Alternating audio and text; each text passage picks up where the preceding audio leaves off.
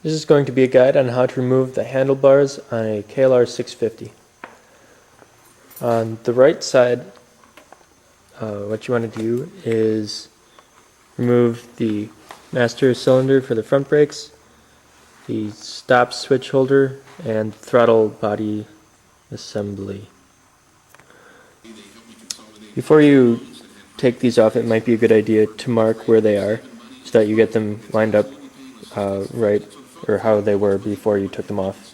So I just took a little marker, made a mark on the master cylinder clamp and the handlebar.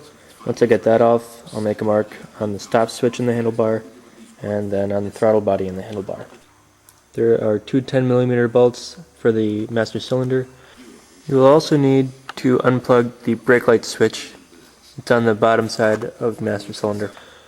One Phillips screw for the stop switch and two Phillips screws for the throttle body. They're right there and right there. Might be a little bit hard to see, but they're there. After you take off the brake, make sure that you support it somehow and it stays relatively upright, and don't let it hang by the brake hose. I also forgot to mention that you're going to need a 14mm wrench to get the mirror off. That'll make it a lot easier to pull off the stop switch, as it just sits in here. This is hard to do one-handed, but it sits in there like that, and if you have the mirror off, then you can just pop the switch off. Don't need to take that off. And you're going to need a 6mm Allen head wrench to get this out so you can slide the throttle off.